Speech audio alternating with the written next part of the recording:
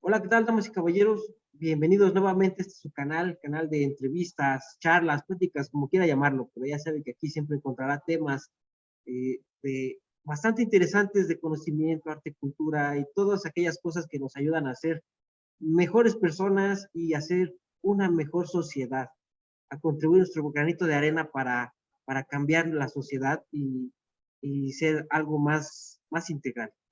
Yo soy su amigo Mario Rangel y antes de que se me olvide, por favor, no sea malito, regálenos un like, suscríbase al canal, piquen a la campanita de las notificaciones que se encuentra por aquí abajo y comparte este video, por favor. Ayúdenos a llegar a más audiencia compartiendo este video para que nosotros sigamos generándole contenido de este tipo. Y bueno, el día de hoy está con nosotros un hombre multifacético, empresario, experto en relaciones laborales, de todo. Y nos viene a contar en base a su vasta experiencia, pues algunos tópicos, algunas cosas con las que se ha ido topando y ha ido desarrollando también en el ámbito eh, social, laboral, familiar. Pero bueno, ¿quién mejor que él que nos explique de su viva voz cómo es, de qué trata toda esta corriente que viene manejando? Está con nosotros Vicente Albert. Vicente, ¿cómo estás? Estupendo, encantado de estar contigo, con vosotros y dispuesto a pasar un rato agradable, a aprender mucho y en la conversación y a compartir un momento muy bonito.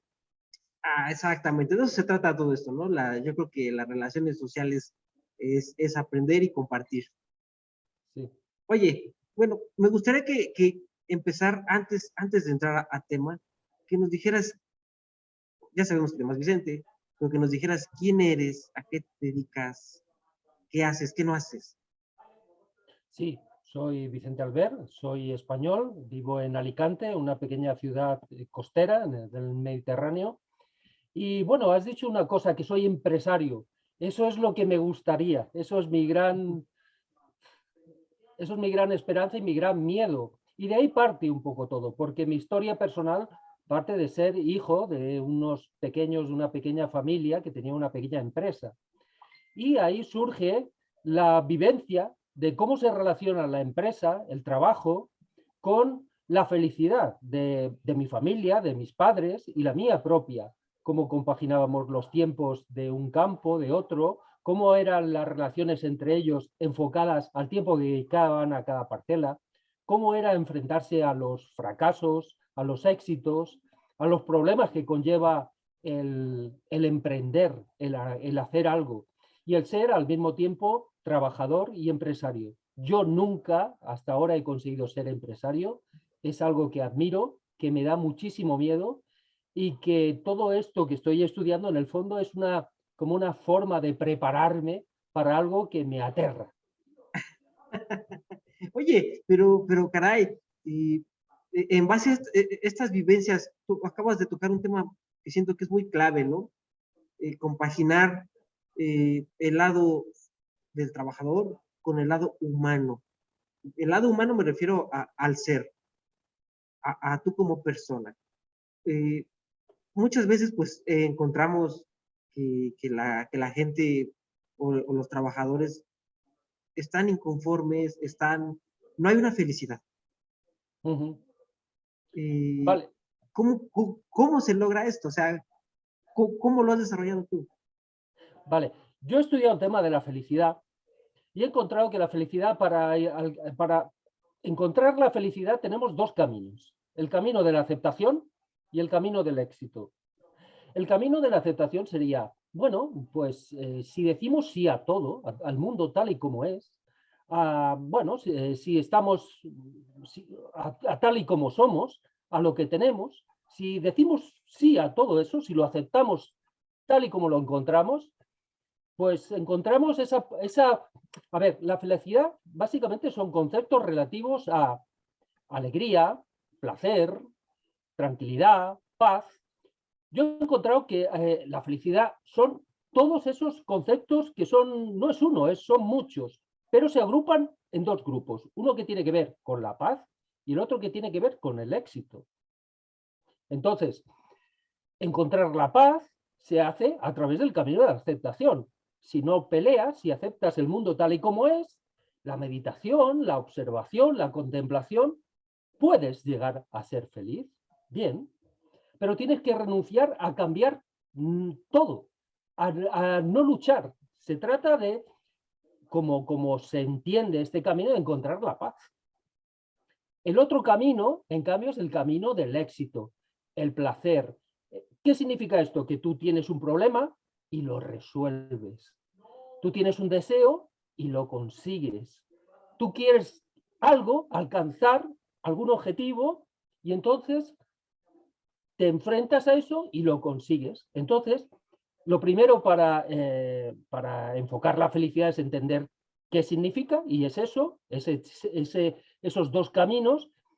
Según lo elijamos, pues tenemos que hacer una estrategia de comportamiento u otra, y tenemos que estudiar muy bien dónde nos metemos para no llevarnos sorpresas. Pero lo primero es saber qué es lo que estamos buscando o queriendo. Y esta es la primera teoría que puedo ofrecer, ¿no?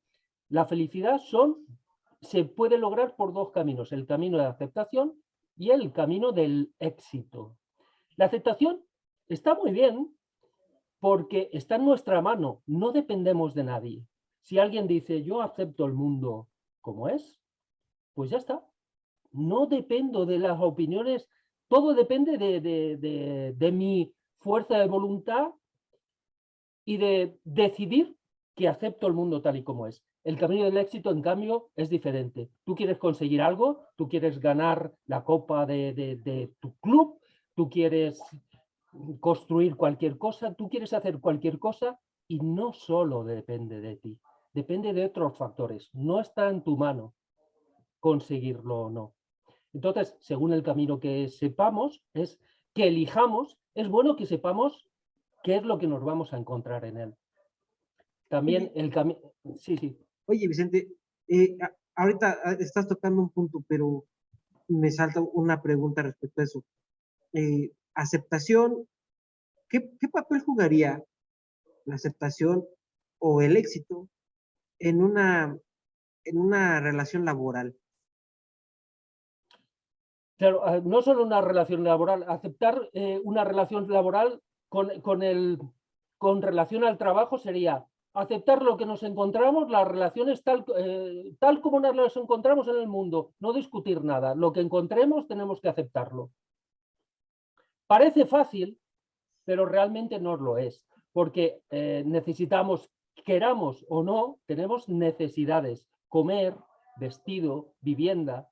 Son cosas que necesitamos y tenemos que buscarlas y darles una solución.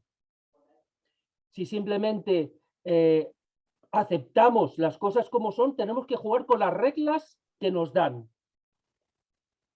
y eso implica una toma de decisión voluntaria. No sé si explico lo que quiero decir. Sí, sí, sí, sí. Ok, pero entonces, eh, ¿cómo, cómo aconsejar o cómo ayudar a una persona a aceptar? O sea, la definición de aceptación es, ok, entender cómo funcionan las cosas y decir, me dejo llevar. Claro, cada camino tiene una serie de tecnologías, de técnicas de comportamiento que tenemos que seguir según el camino que hayamos elegido. Por ejemplo, la meditación implica la observación del mundo, y la observación significa que yo tengo que mirar sin pretender cambiar nada. Eso parece fácil, pero no lo es en absoluto. Eso implica cosas como, tú supón que alguien de tu entorno tiene un problema. Si te enfrentas a un problema, puede ser que lo soluciones o no. Ya te estás saliendo del camino de la aceptación. Tienes que verlo sin hacer nada. Implica estar en una sociedad sin pretender cambiar nada. El camino de la aceptación parece fácil, pero realmente no lo es, porque hay cosas que vemos y no nos gustan. Aceptar significaría también ver lo que no nos gusta y decir, está bien, no hago nada. Permanezco simplemente de observador sin intentar cambiar más nada. Oye, pero acabas de mencionar la sociedad. Sí. ¿Qué viene siendo la sociedad para entender un poco mejor el contexto? ¿Qué papel juega la sociedad con respecto a este individuo que busca ya sea el éxito, la felicidad por parte del éxito o por la vía de la aceptación? ¿Qué papel juega la sociedad? Claro, es fundamental porque si fuéramos individuos aislados sería relativamente fácil tomar una decisión por voluntad propia. Pero claro, vivimos con y en relación a otros. Formamos parte de grupos. Lo que le pasa a los demás también nos influye en nuestra vida. No estoy despegado de lo que ocurre a los otros. Entonces, si dependo de otros, si tengo vinculación con otros, ahí nace la relación societaria con el otro. Lo que le ocurre al otro también tiene influencia en mi vida. No soy un individuo, no soy un sujeto separado.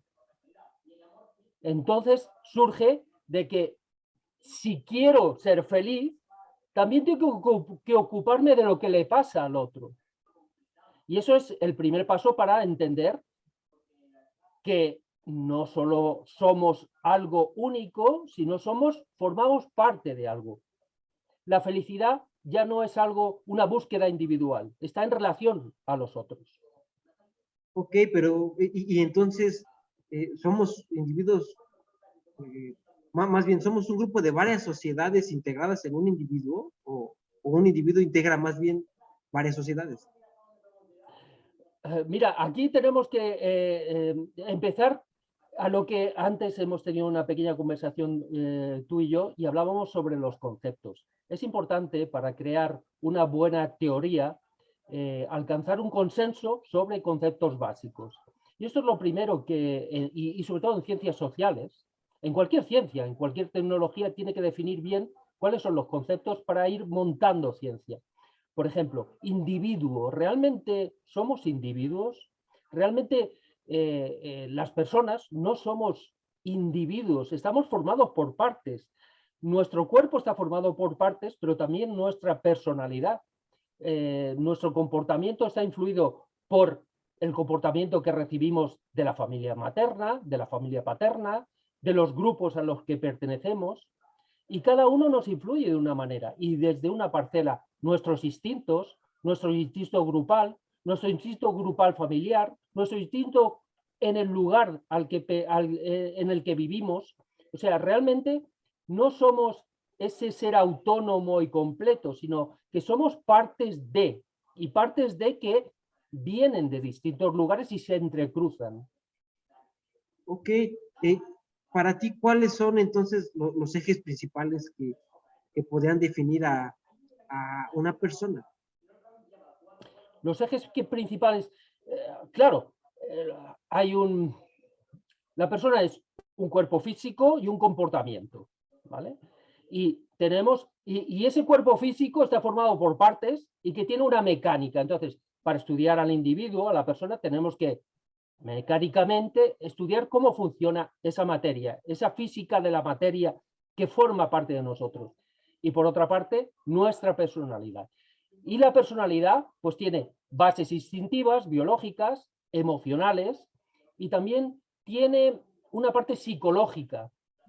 Esa parte psicológica, ese comportamiento, además, no es que sea nuestro, sino son influencias determinantes que nosotros somos como un punto de montaje. Los recibimos, de alguna manera, como una coctelera, los agitamos y de ahí sacamos nuestra ética, carácter, personalidad. No sé si contesto de alguna manera. Sí, sí, pero entonces, integrando a este individuo a una sociedad laboral, a un trabajo, eh, ¿cómo, ¿cómo manejar esa relación o esa integración para que la relación laboral o el desenvolvimiento laboral del individuo sea el óptimo? eso es algo que sale de alguna manera. Yo no sé cuál es, porque yo no sé cuál es el óptimo para ti, y no, está dentro, está fuera de lo que, digamos, de lo que yo puedo aportar. Yo puedo aportar ahora mismo una teoría básica de cómo nos relacionamos los seres humanos y cómo pasamos de esos seres humanos a seres de grupo.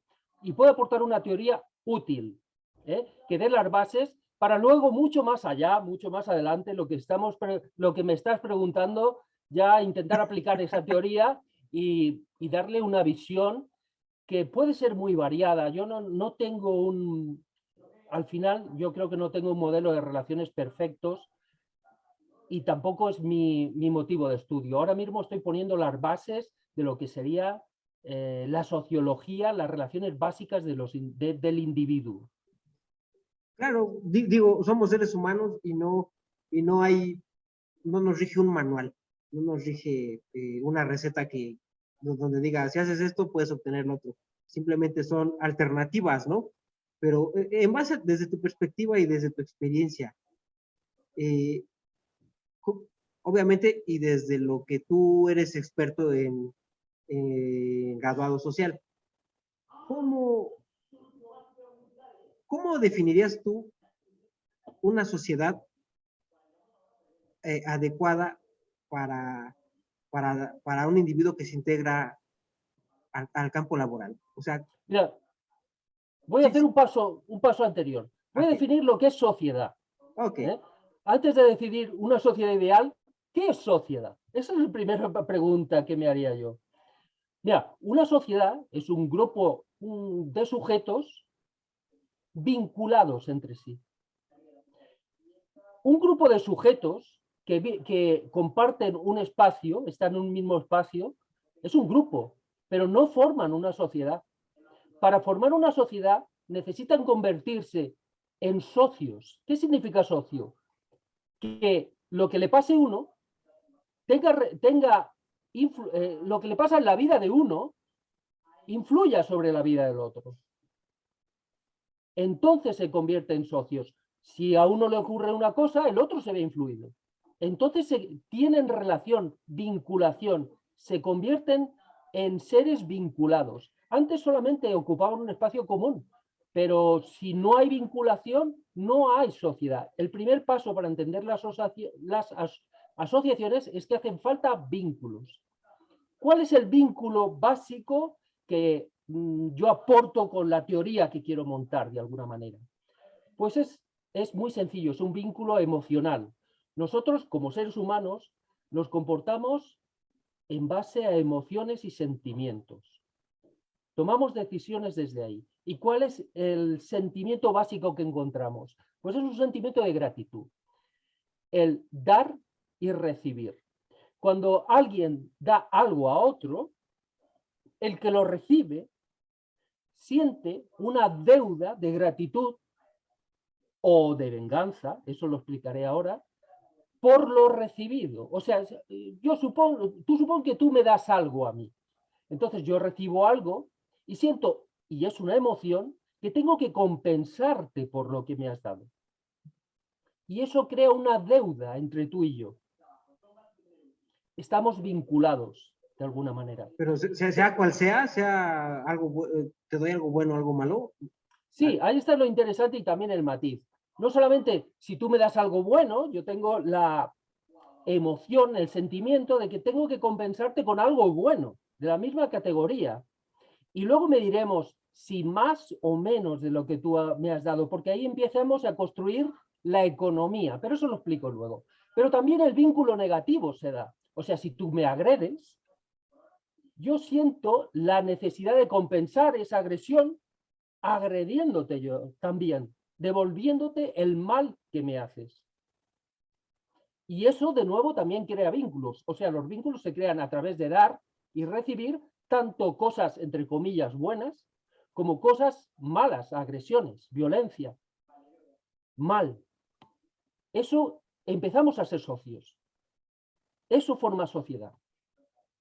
Y lo mismo aplica para cuando en el ámbito familiar, en el ámbito laboral, o sea, es el mismo concepto. Sí, el concepto, con esa, empezamos todo tipo de relaciones entre seres humanos, de dar y recibir, ¿vale? A partir de ahí ya empiezan a ocurrir cosas. Por ejemplo, ¿cuánto me has dado? Si tú me das mucho, yo te tengo que dar en 3 niveles. Y me explico, si tú me das algo y yo te devuelvo algo, tenemos que ponernos de acuerdo si lo que yo te he devuelto es exactamente del mismo valor que lo que tú me has dado. Si yo te doy algo del mismo valor de lo que tú me has dado, la deuda está compensada. ¿Sí? Estamos en paz y estamos libres. Tú y yo ya no tenemos esa sociedad. Quedamos libres. Si yo te doy más de lo que tú me has dado, tú vuelves a tener una deuda conmigo. ¿Sí? Y si yo te doy menos, todavía te debo. Y eso, si te fijas, ese criterio de valor depende de ti y de mí. Nadie objetivamente puede decir que la deuda ha sido compensada más que tú y yo. El valor es algo subjetivo. El valor de intercambio de bienes y servicios es siempre subjetivo. Depende de ti y de mí. Eso va a tener importantes consecuencias, porque si no podemos solucionarlo, o ponernos de acuerdo tú y yo en lo que intercambiamos, necesitaremos de alguna manera darle una solución a ese problema que tú y yo tenemos. Aparecerá la figura de un tercero, de la soberanía, del soberano. Iremos avanzando. Oye, y antes de avanzar, y antes, más bien, en este dar y recibir, ¿se puede llegar a cortar esa acción que una vez que tú me des yo ya no te dé? Claro, si tú me has dado algo y yo te lo devuelvo en ese mismo valor exactamente, y los dos estamos de acuerdo, tu relación, tu sociedad conmigo se ha acabado. Estamos libres. No nos debemos nada. Ya no somos socios. Rompemos ese vínculo. De nuevo, si alguien da algo, empieza de nuevo una relación. Siempre que se da algo, empieza una relación, quieras o no. A menos que no lo quieras. Mira, aquí empiezo lo sutil y lo que en la práctica aplicar este modelo. Porque si yo te doy algo que tú no quieres recibir, eso no tiene valor para ti. No te estoy dando nada. Ok. El valor implica, el dar y el recibir implica la aceptación y la valoración de los dos sujetos. Claro. Pero entonces, pues así como lo planteas tú, por lo que yo puedo entender es que pues formamos muchas microsociedades, ¿no? Por, pues por todas las personas con las que nos desarrollamos, porque al final de cuentas o nos dan o nosotros damos. ¿Sí es correcto? ¿Sí está bien mi apreciación? Sí, exactamente. Formamos redes sociales, pero aparece algo interesante y que es una abstracción de la deuda. Y aquí doy un salto que no sé si se va a entender, ojalá supiera resumirlo toda la teoría compleja que estoy montando en unos minutos. El dinero, todo el dinero existente, es deuda. El dinero se crea y se destruye. ¿Cómo se crea el dinero? Tú supón que yo te doy a ti 1 kilo de naranjas y tú me dices, me gusta, ¿cómo te compenso yo a ti? Y yo te digo, pues mira, yo no tengo peras y me gustaría tener peras y tú tienes, pero no las tienes en este momento, no me puedes hacer un trueque instantáneo de una cosa por la otra. Entonces me firmas un papelito que dice, a este señor le debo 1 kilo de peras y me lo escribes en un papel, ¿vale? Y me lo das. Y dices, mira, te doy este papelito para que recuerdes nuestra deuda. Dentro de unos meses vienes con el papelito, te llevas las peras y rompemos el papelito. Eso que hemos creado ahí es el concepto básico de dinero. Una deuda que intercambia en el tiempo cosas que no son instantáneas de trueque. Eso es básicamente la idea de dinero. Lo que hacemos al crear un dinero de aceptación universal que sigue este mismo esquema, un poquito más complicado, no mucho más, es este mismo esquema, todo el dinero se crea de la misma manera. El dinero no existe, es una abstracción de deuda de intercambio. Entonces lo que hacemos con esto es mutualizar esos papeles de modo que sean válidos para cualquier tipo de compra y venta de bienes y de servicios y al servicio y dentro de la red de mucha gente. O sea, toda la economía está basada en esa misma idea básica de dar y recibir y con una abstracción que es el dinero. ¿Puede funcionar la sociedad sin dinero?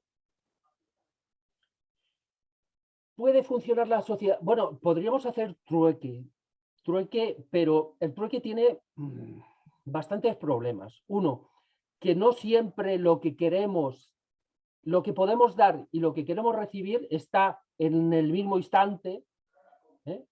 Y en el mismo lugar, y además es divisible. Si tú tienes una casa y yo solamente tengo, no lo sé, frutas, ¿cómo hacemos la división y ese intercambio? O sea, el trueque se puede utilizar, pero es muy problemático a la hora de hacer intercambio. Entonces, desde el principio de la humanidad se han hecho abstracciones. Bueno, también aclarar, claro, meter toda mi teoría y explicártela. Los intercambios se pueden hacer de individuo a individuo, pero también a través de comunidades. El ser humano nace dentro de un grupo comunista. La familia es un grupo comunista. ¿Qué quiere decir comunista? La propiedad es común y las decisiones se toman de alguna manera dentro de ese grupo. Se decide sobre lo que se hace ahí. Entonces, el intercambio se puede hacer dejando todo en la caja común, todas nuestras posesiones y todo lo que hacemos se deja en la caja común y desde la caja común se reparte a los individuos. En vez de darte yo a ti y tú a mí, pues nosotros formamos un grupo, todo lo que damos, todo lo que tenemos pertenece al grupo y todo lo que el grupo tiene, pues se distribuye de alguna manera, mediante alguna toma de decisiones, a los individuos, según sus necesidades y deseos. Entonces, Okay. hay dos caminos de intercambio, hay varios, no solamente es el dar y recibir de uno a uno. Oye, bueno, esto es hablando del dar y de recibir en las cosas que suman, por así decirlo, las cosas buenas, ¿no? Pero, ¿y qué pasa con el dar y recibir lo malo? El mecanismo básico sigue siendo el mismo. Cuando tú me das, yo tengo necesidad o guardo en mí la deuda en devolverte algo.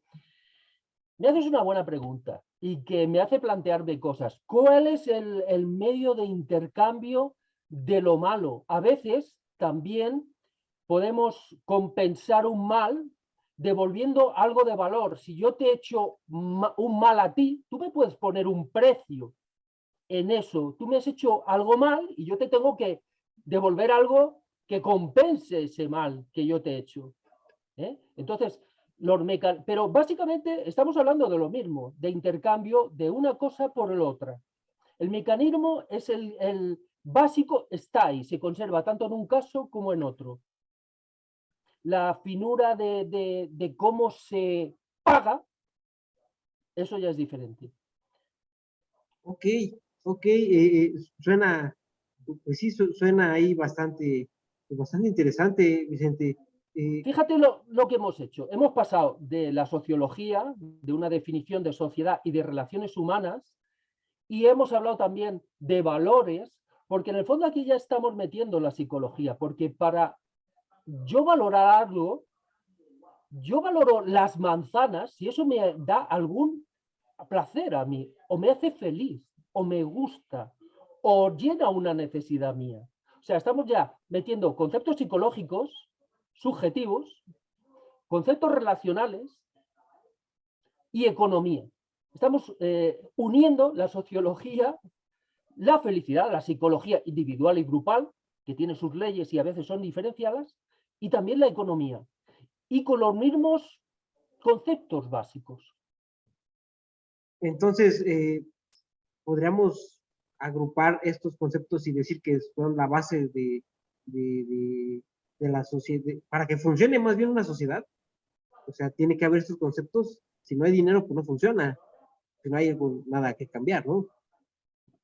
Claro, es muy difícil que funcione por el trueque. Primero, tenemos que entender conceptos básicos de la sociedad como que esos que he dicho, que existe intercambio entre personas, o lo podemos, de hecho es un gran debate, ¿no? Parece que hay un debate entre capitalismo, comunismo, socialismo. Primero, definamos qué es una cosa, qué es otra. No hay un antagonismo entre capitalismo, socialismo y comunismo. Primero hay que definirlo. Entender que son mecanismos, en el fondo son mecanismos. Vamos también a la esencia de lo que está pasando ahí. Primero, para poder dar algo, tiene que existir. Tenemos que producirlo. Siempre. Lo que no existe no se puede dar. Cuando existe, tenemos que apropiarnos. Entonces tenemos que estudiar qué es la propiedad y cómo se establece y quién es el agente de la propiedad. Si es el grupo, si es el individuo. Algo que no es nuestro no lo podemos dar. Entonces, ¿cómo se define la propiedad? ¿Quién tiene la propiedad? Antes de estudiar sociología o dentro de la sociología tenemos que estudiar el concepto de propiedad y el concepto de intercambio y de pago. Ok. Entonces, vaya, vuelvo a lo mismo. A la hora que tú integras estos conceptos, estamos haciendo el análisis nada más para una sociedad que tiene un fin, o sea, que se acaba cuando en el momento en el que el otro ya paga y ya no hay sociedad. Ajá, pero ¿qué pasa con la familia? O sea, esa también es una sociedad. Ahí ¿cómo funciona? Sí, buenísima pregunta, porque entre ese estudio de las sociedades tenemos que distinguir distintos tipos de relaciones. Por ejemplo, entre dos personas del mismo nivel que se intercambian tú y yo, que digamos somos adultos de una edad parecida, yo te puedo dar a ti y tú me puedes compensar a mí. También se puede dar sin recibir nada a cambio. Por ejemplo, los padres pueden dar a los hijos, pero los hijos pequeños no pueden compensar de manera directa a los padres. ¿Qué hay ahí? Primero hay un mecanismo instintivo que da placer o compensa a los padres de alguna manera que el cuidado de los hijos les guste hacerlo. De alguna manera hay un instinto ahí que empuja a cuidar a los hijos. Los mecanismos básicos siguen siendo los mismos. Un padre o unos padres pueden tener hijos porque tienen recursos suficientes para mantenerse ellos y para dar cuidado y alimentación a los hijos. Si no tienes, no puedes dar. Cuando eres abundante, puedes dar. Y puedes dar siempre que no te vacíes. Entonces, los padres lo que hacen son abundantes, tienen suficientes conocimientos de supervivencia, tienen suficientes recursos alimenticios, de inteligencia, y entonces pueden cuidar de esa manera, darle gratuitamente, de alguna manera, sin vaciarse. También hay conceptos muy interesantes y muy sutiles aquí, porque ¿cuánto es lo que se puede dar? Pues se puede dar infinito, pero hay que ponerse un límite y ser realista. No puedes dar más de lo que... No puedes dar lo que no tienes. Hay gente que piensa que se puede dar, que funciona al revés, ¿no? Que se puede dar, que lo que hay que dar es lo que la gente necesita. Pues si la gente necesita infinito, solamente se puede dar lo que se tiene. Por eso el primer enfoque social y también productivo o económico es enfocar lo primero en la producción. Y ahí entramos un poquito en mi admiración por los empresarios. Los empresarios, de alguna manera, son los que empujan, los que dan el empuje para producir algo. Y cuando digo empresarios, puede ser un grupo de trabajadores, de gente que se une para producir, cualquiera que tenga un proyecto, cualquiera que quiera, diga, yo quiero producir algo, yo quiero hacer algo, sea lo que sea, ¿no? Eso ya es un impulso, que es lo que pone en marcha el movimiento. Primero, producir. Cuando se produce, entonces se puede repartir de distintas maneras. Si eres abundante, puedes incluso regalar. Lo interesante del intercambio es que cuando tú intercambias cosas, eso que produces y le das a alguien y tú recibes al cambio. Eres abundante en una cosa, eres escaso en otra, y lo que tú eres abundante lo das y recibes a cambio, y eso produce un intercambio de riquezas que favorece la supervivencia y la convivencia y favorece el cumplimiento de deseos, el cumplimiento de necesidades y la felicidad de distintos individuos. Oye, entonces aquí ya se integró todo lo que veníamos hablando, ¿no? ¿Verdad? De alguna manera sí, de una manera un poco desordenada, pero yo creo que se da una visión pues clara de que todo está relacionado, realmente no son materias separadas y estamos trabajando con conceptos comunes y fácilmente entendibles. Otra de mis intenciones con mi trabajo es que a veces los conceptos de sociología, de economía, de política, como que las personas dicen, son conceptos demasiado abstractos, demasiado difíciles. Yo creo que no puede ser así. Si queremos hacer una sociedad participativa, para participar tenemos que poder participar. O sea, que cualquiera puede entenderlo, discutirlo, debatirlo y manejarlo. Hay que bajar esa dificultad y ponerlo en lenguaje de la calle muy sencillo y que cualquiera pueda jugar a ello. Ok. Oye, Vicente, y bueno, ¿dónde pueden ponerse en contacto contigo, seguir estos conceptos, saber más para la gente que nos ve, nos escucha, dónde puede conseguir más información de esta que tú vienes planteando aquí?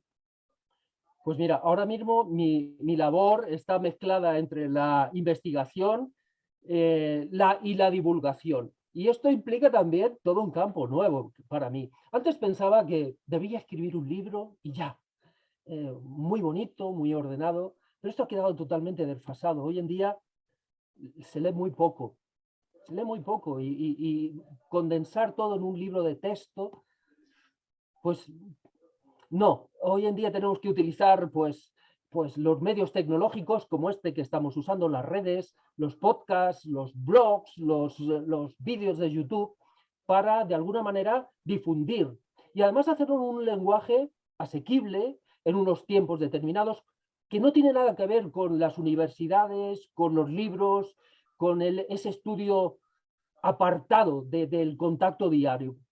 Y es algo que estamos creando entre todos, ¿eh? Es un nuevo lenguaje, un nuevo medio que estás haciendo tú. Te felicito por tu trabajo, porque estás participando en esto, que en el fondo, ¿qué estamos haciendo? Creando algo nuevo.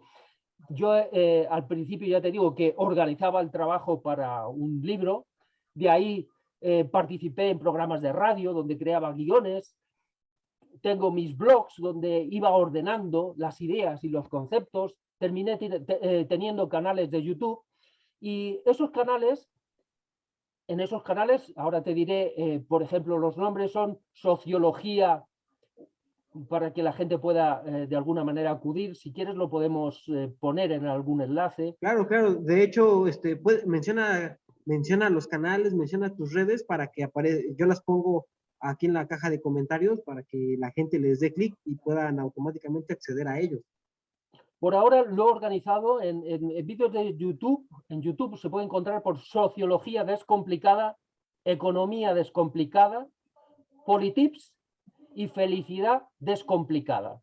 Si ves, el concepto es el mismo: sociología, economía, felicidad descomplicada. Porque esa es mi intención, descomplicar lo que parece complejo, y no lo es tanto.